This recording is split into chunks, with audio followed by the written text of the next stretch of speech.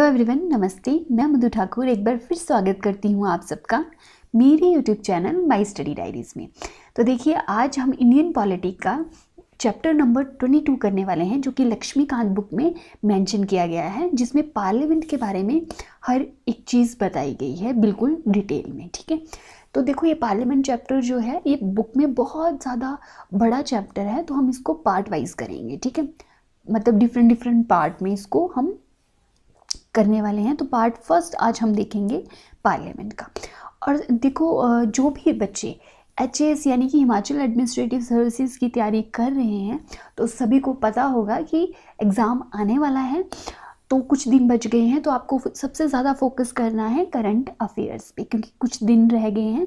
तो current affairs भी मैं आपको करवाऊंगी अभी कुछ दिनों में, जितने मेरे से हो सकेंगे। ठीक है, और बाकी जो भी चीज़ें इम्पॉर्टेंट चीज़ें जो एग्ज़ाम में बार बार रिपीट की जाती हैं, वो आपको इन कुछ दिनों में कंप्लीट करनी है।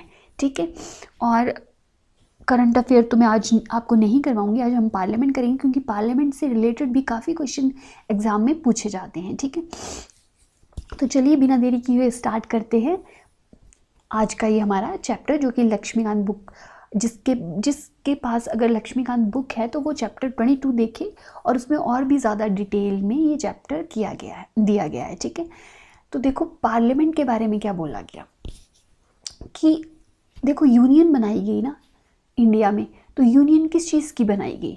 स्टेट्स और यूनियन टेरिटरीज ने मिल के एक यूनियन बनाई। ठीक है, अब देखो, ये जो यूनियन बनाई, यूनियन गवर्नमेंट, तो उसमें देखो लेजिस्लेटिव ऑर्गन एक बनाया गया, किसको? पार्लियामेंट को। तो पार्लियामेंट क्या हो गया? लेजिस्लेटिव ऑर्गन हो जाता है यूनियन गवर्नमेंट का। अब मैंने आपको एक चीज़ बताई थी जब हमने पहले भी पॉलिटी की थी, कि लेजिस्लेटिव बॉडीज़ होती हैं, एग्जीक्यूटिव बॉडीज़ होती हैं, और जुडिशियल बॉडीज़ भी होती हैं। ठीक है, तो पार्लियामेंट आ जाती है लेजिस्लेटिव बॉडीज़ में। क्यों? क्योंकि ये लॉ की फॉर्मेशन करेगी। ठीक है, जितने भी लॉज बनाने का काम है, ठीक है, चाहे वो किसी से भी रिलेटेड हो, फाइनेंस, ठीक है, चाहे नॉर्मल बिल हो कोई भी, तो वो कौन बनाएगा? पार्लियामेंट। और पार्लियामेंट में लोकसभा होगी, राज्यसभा होगी, तो ये बिल पास किए जाएंगे और लॉ की फॉर्मेशन की जाएगी। तो ये हो गया legislative organ of the union government. ठीक है, तो पार्लियामेंट के बारे में जो मेंशन किया गया है हमारे कॉन्स्टिट्यूशन में, वो आर्टिकल 79 में मेंशन किया गया। ठीक है, कि कॉन्स्टिट्यूशन ऑफ पार्लियामेंट के बारे में। ठीक है, तो there shall be a parliament for the union which shall consist of the President and two houses to be known respectively as the Council of States and the House of People।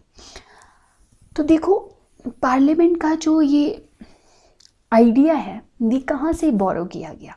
तो ये बोरो किया गया था British constitution से। ठीक है, British constitution से parliament का ये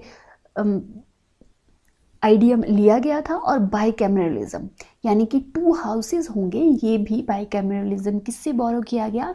ब्रिटिश कॉन्स्टिट्यूशन से। तो एग्जाम में ऐसे क्वेश्चंस भी पूछे जाते हैं कि कौन सा आइडिया जो है कौन से कॉन्स्टिट्यूशन से बोरो किया गया। तो जैसे कुछ आयरिश कॉन्स्टिट्यूशन से आइडियाज़ लिए गए, कॉन्करेंट लिस्ट ली गई। ठीक है, तो ये कौन कौन से कॉन्स्टिट्यूशन से ली गई हैं, ये आपको ये भी पता होना चाहिए। तो वैसे ही पार्लियामेंट के आइडिया जो है वो ब्रिटिश कॉन्स्टिट्यूशन से लिया गया। अब पार्लियामेंट में कौन कौन चीज़ें जो हैं वो इंक्लूड होती हैं, कितने पार्ट्स होते हैं, तो वो हम देख लेते हैं। तो पार्लियामेंट कंसिस्ट ऑफ, और ये क्वेश्चन भी एग्ज़ाम में पूछा गया था, जब मैंने एक एग्ज़ाम दिया था उसमें ये पूछा गया था कि पार्लियामेंट कंसिस्ट ऑफ, और आगे आपको ऑप्शंस दिए गए थे। ठीक है, तो पार्लियामेंट में कौन कौन आते हैं? प्रेसिडेंट, 2 हाउसेस में कौन कौन से? Council of state and the house of the people. अब काउंसिल ऑफ द स्टेट का मतलब यानी अपर हाउस, जिसको हिंदी में बोला जाता है Rajya Sabha, and house of the people, जिसको हिंदी में बोला जाता है लोकसभा, यानी कि लोअर हाउस। ठीक है, तो 3 चीज़ें आ जाती हैं पार्लियामेंट में, president, council of state and the house of people.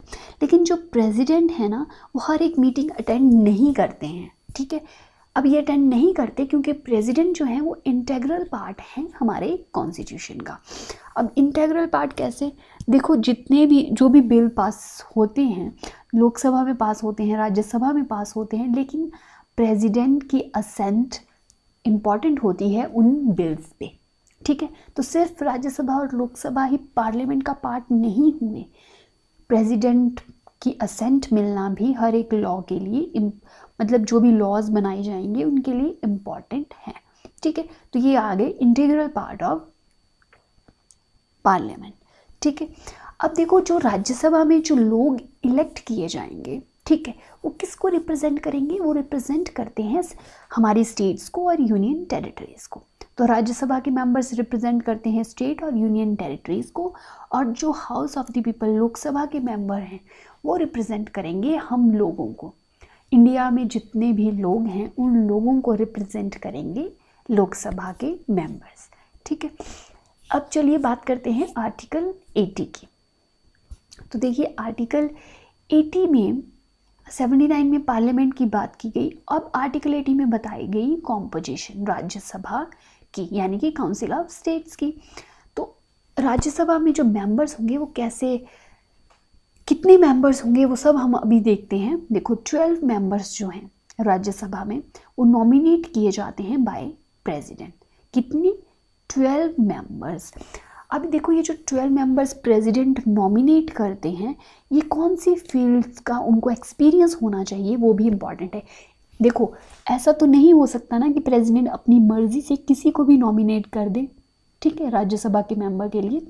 तो अगर वो पर्सन आर्ट, लिटरेचर, ठीक है, साइंस या किसी सोशल सर्विसेज का उसको एक्सपीरियंस है, नॉलेज है, ठीक है, तो वो उस फील्ड के पर्सन को ही नॉमिनेट कर सकता है राज्यसभा में, ठीक है। तो प्रेसिडेंट जो है, अगर कोई पर्सन आर्ट की फील्ड में कुछ अच्छा किया है, लिटरेचर में कुछ अच्छा किया है, साइंस या सोशल सर्विसेज में जिसका पार्टिसिपेशन है, ठीक है, तो वो पर्सन जो है वो नॉमिनेट हो सकते हैं राज्यसभा के लिए। और कौन नॉमिनेट करेगा? प्रेसिडेंट, ठीक है। ये यहाँ तक क्लियर हो गया। अब बात करते हैं सेकेंड पॉइंट की, not more than 238 representative of the states and the union territories. अब स्टेट्स और यूनियन टेरिटरीज में से जो रिप्रेजेंटेटिव आएंगे राज्यसभा में वो 238 रिप्रेजेंटेटिव होंगे। कितने? 238। उसके अलावा 12 आप ऐड कर लीजिए नॉमिनेटेड जो नॉमिनेट किए जाएंगे बाय प्रेसिडेंट, तो टोटल हो गए 250। तो मैक्सिमम सीट्स जो हैं वो राज्यसभा की हो जाती हैं 250, ठीक है, जिसमें से 12 मेंबर्स नॉमिनेट किए जाएंगे बाय प्रेसिडेंट एंड 238 जो कि रिप्रेजेंटेटिव होंगे स्टेट्स और यूनियन टेरिटरीज में से। अब इनको इलेक्ट कैसे किया जाएगा वो भी हम देखते हैं। देखो नेक्स्ट पॉइंट में बोला गया, the allocation of seats in the council of states to be filled by representatives of the states and the union territories shall be provision in that behalf contain the fourth schedule. अब देखो fourth schedule में हर एक provision mention किया गया है राज्यसभा की seats को लेके, ठीक है। राज्यसभा में जो रिप्रेजेंटेटिव होंगे स्टेट्स और यूनियन टेरिटरीज के, उनको उनके क्या प्रोविजंस रहेंगे, वो सब उनकी एलोकेशन ऑफ दी सीट्स, कैसे सीट्स डिवाइड की जाएंगी हर एक स्टेट की, वो सब फोर्थ शेड्यूल में मेंशन किया गया है। अब देखो the representative of each state in the Rajya Sabha shall be elected members of the legislative assembly of the state in accordance with this system of proportional representation bye means of single transferable vote. अब देखो इसको मैं simple term में आपको explain करूं, जो भी representative होंगे राज्यसभा में वो इलेक्ट किए जाएंगे by legislative assembly of the state. जो कि स्टेट में जो लेजिस्लेटिव असेंबलीज होंगी ना, जैसे हम हिमाचल की बात करते हैं तो हिमाचल की अपनी लेजिस्लेटिव असेंबली है ना, तो वहाँ उसके जो मेंबर्स हैं वो इलेक्ट करेंगे राज्यसभा के मेंबर्स को। और कैसे इलेक्ट करेंगे? बाय सिंगल ट्रांसफरेबल वोट, ठीक है, proportional representation bye means of single transferable vote. और ये मैं बार बार आपको एक्सप्लेन नहीं करूँगी कि इसका क्या मीनिंग है, ठीक है। अब द रिप्रेजेंटेटिव आप ऐसे समझ लीजिए कि जो लेजिस्लेटिव असेंबली के, स्टेट के लेजिस्लेटिव असेंबली के जो मेंबर्स होंगे वही इलेक्ट करेंगे राज्यसभा के मेंबर्स को, जो कि 238 मेंबर्स हैं, ठीक है। अब पॉपुलेशन वाइज जो है कौन सी स्टेट में कितनी पॉपुलेशन है उस हिसाब से सीट्स जो हैं वो दी जाती हैं हर एक स्टेट को। देखो अब यूपी में देखो पॉपुलेशन बहुत ज़्यादा है, हिमाचल में पॉपुलेशन कम है, ठीक है। अब महाराष्ट्र में पॉपुलेशन ज़्यादा है लेकिन गोवा में कम है। तो हर एक एरिया की पॉपुलेशन को देख के ही राज्यसभा के मेंबर्स इलेक्ट किए जाते हैं, ठीक है। ऐसा नहीं है कि हर एक जगह पे इक्वल मेंबर्स जो हैं वो राज्यसभा में लिए जाएंगे, ठीक है। जिस स्टेट की पॉपुलेशन ज़्यादा होगी वहाँ पे जो रिप्रेजेंटेटिव होंगे वो ज़्यादा होंगे राज्यसभा के, ठीक है। अब लास्ट पॉइंट देखिए, the representatives of the union territories in the council and state shall be chosen in such a manner as parliament made by law prescribe. अब देखो यूनियन टेरिटरीज और से जो रिप्रेजेंटेटिव चूज़ किए जाएंगे, ये तो बात हो गई स्टेट्स की, यहाँ पे बात हो जाती है स्टेट्स की फोर्थ पॉइंट में। फिफ्थ पॉइंट में बात की गई यूनियन टेरिटरीज की। अब यूनियन टेरिटरीज में से जो इलेक्ट किए जाएंगे मेंबर्स, ठीक है, राज्यसभा के लिए, तो वो पार्लियामेंट जो भी लॉ बनाएगी ना, लॉ प्रिस्क्राइब करेगी, उसी हिसाब से जो है वो यूनियन टेरिटरीज से इलेक्ट किए जाएंगे राज्यसभा के मेंबर। अब देखते हैं आर्टिकल 81 जिसमें हाउस ऑफ द पीपल की बात की गई, उसकी कॉम्पोजिशन की, यानी कि लोकसभा के मेंबर कैसे कितने होंगे, ठीक है, उनको कैसे इलेक्ट किया जाएगा, वो किसको रिप्रेजेंट करेंगे। तो देखो, the house of the people shell consist of not more than 530 members chosen by direct elections from territorial constituencies in the states. Not more than 530. अब 530 जो है वो टोटल मेंबर्स होंगे किसमें, लोकसभा में। 530 से ज़्यादा मेंबर्स नहीं हो सकते लोकसभा में। Not more than 20 members to represent the union territories chosen in such a manner parliament made by law provide। और देखो 20 जो हैं, 20 से ज़्यादा जो रिप्रेजेंटेशन होगी लोकसभा में वो नहीं हो सकती यूनियन टेरिटरीज में से, ठीक है। अब यूनियन देखो, कुछ यूनियन टेरिटरीज से इलेक्ट होके आएंगे मेंबर्स लोकसभा में और कुछ आएंगे स्टेट से इलेक्ट होके। अब देखो स्टेट से इलेक्ट होके कितने आ सकते हैं, 530। अब 530 से ज़्यादा मेंबर्स जो हैं वो स्टेट से इलेक्ट नहीं किए जा सकते और 20 से ज़्यादा मेंबर्स जो हैं वो यूनियन टेरिटरी से इलेक्ट नहीं किए जा सकते। तो आप ये दोनों चीज़ें याद रखिए। अब ओवरऑल रिप्रेजेंटेशन हम देख लेते हैं एक बार, क्योंकि इससे एग्जाम में क्वेश्चन पूछा जा सकता है। तो देखो, राज्यसभा में जो मैक्सिमम स्ट्रेंथ है वो हो सकती है कितनी, 250 मैक्सिमम स्ट्रेंथ।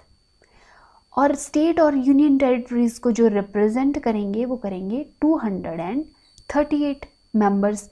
और जो नॉमिनेट किए जाएंगे बाय प्रेसिडेंट वो हैं 12 मेंबर्स। अब ये जो नॉमिनेट किए जाएंगे इनका क्या होना चाहिए, एक्सपीरियंस होना चाहिए आर्ट, लिटरेचर या साइंस का, ठीक है।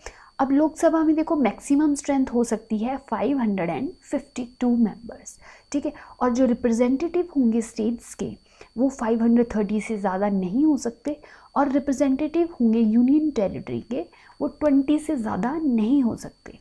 और देखो जो 2 मेंबर्स हैं वो नॉमिनेट किए जाते हैं by president from the Anglo Indian community.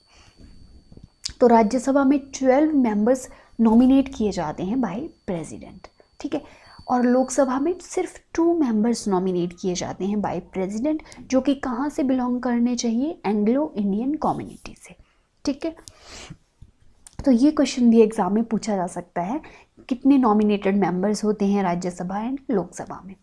अब एक बार क्वालिफिकेशंस की बात कर लेते हैं। तो आर्टिकल 84 जो है कॉन्स्टिट्यूशन का, उसमें क्वालिफिकेशंस बताई गई पार्लियामेंट की, ठीक है।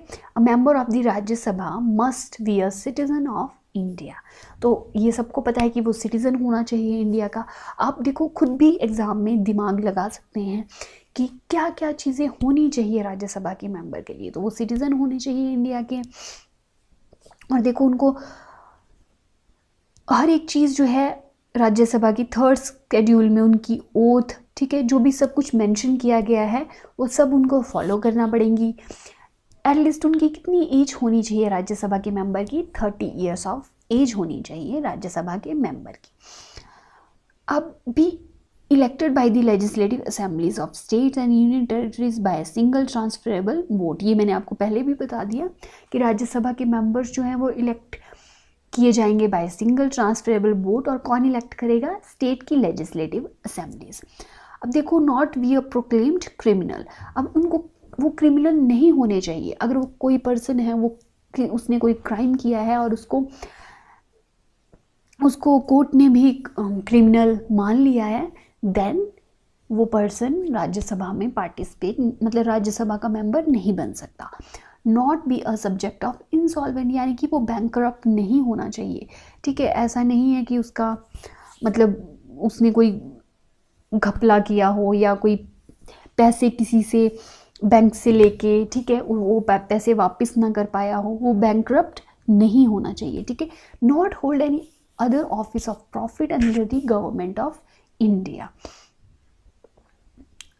और उसने कोई और ऑफिस जो है वो होल्ड नहीं किया होना चाहिए गवर्नमेंट ऑफ इंडिया के अंदर, ठीक है। Not be of unsound mind, ठीक है, मतलब ऐसा नहीं होना चाहिए कि उसका माइंड में कोई प्रॉब्लम है, ठीक है। possess such other qualifications as may be prescribed in that behalf by any under any law by made by parliament। possess such other qualifications, देखो इसमें बात की गई कि पार्लियामेंट अगर कोई ऐसा लॉ बनाती है कि ये चीज़ जो है वो राज्यसभा के मेंबर बनने के लिए इम्पॉर्टेंट है, तो वो सारी चीज़ें भी फॉलो करना पड़ेगी और तभी वो राज्यसभा का मेंबर बन पाएगा। अब पार्लियामेंट देखो time to time law change भी तो कर सकती है, शायद किसी की एज डिफरेंस कर दे। जैसे अभी राज्यसभा के मेंबर के लिए चाहिए 30 एज, ठीक है, हो सकता है पार्लियामेंट 25 कर दे या 35 कर दे, ठीक। In addition, 12 members are nominated by the President of India having special knowledge in various areas।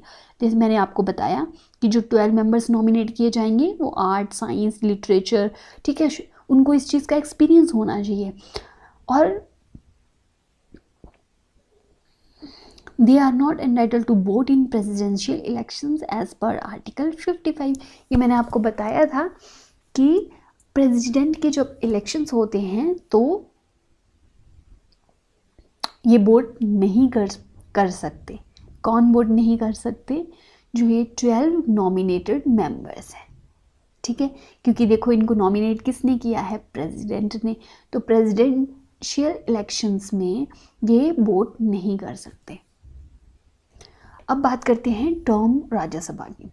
तो देखो वैसे टर्म जो होती है राज्यसभा की वो होती है 6 ईयर, लेकिन एवरी 2 ईयर्स जो है वो 1/3 ऑफ द मेंबर्स रिटायर हो जाते हैं राज्यसभा से, ठीक है। तो राज्यसभा डिसॉल्व होती है ये नहीं होती है? अगर आपसे ये क्वेश्चन पूछा जाए तो राज्यसभा कभी भी डिसॉल्व नहीं होती। जैसे लोकसभा है वो हर 5 साल के बाद डिसॉल्व होती है, लेकिन राज्यसभा के मेंबर 1/3 मेंबर जो हैं वो रिटायर हो जाते हैं एवरी 2 ईयर्स। तो हर एक मेंबर का टर्म कितना हो गया? 6 ईयर्स, बट 1/3 जो है वो रिटायर होंगे। और जो मेंबरशिप होती है राज्यसभा की वो परमानेंट होती है। अब बात करें अगर लोकसभा की, तो लोकसभा में देखो 5 ईयर्स का टर्म होता है। जब भी उनकी अपॉइंटमेंट होती है उसके बाद से वो 5 ईयर्स तक लोकसभा डिसॉल्व नहीं होती, ठीक है। बट अगर कोई ऐसी इमरजेंसी वाली सिचुएशन आ जाती है कंट्री में, ठीक है, कुछ एक्सेप्शंस भी तो होते हैं, तो अगर इमरजेंसी वाली सिचुएशन आ जाती है तो उस टाइम पे क्या किया जाएगा? जो भी पार्लियामेंट लॉ बनाएगी उसको फॉलो करना पड़ेगा, ठीक है। और लोकसभा की देखो क्वालिफिकेशन सेम ही रहेंगी राज्यसभा जैसी, लेकिन कुछ चीज़ें जैसे एज।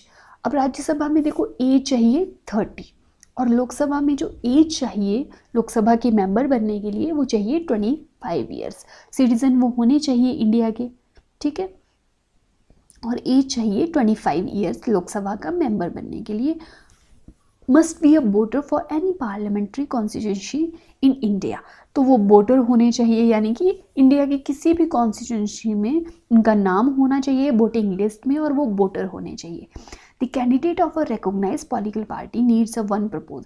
देखो, अगर आपको लोकसभा का मेंबर बनना है तो आपको किसी पॉलिटिकल पार्टी का होना ज़रूरी है, और वन प्रपोजर होना चाहिए आपका, आपकी कॉन्स्टिट्यूंसी में से आपके नॉमिनेशन के लिए, ठीक है।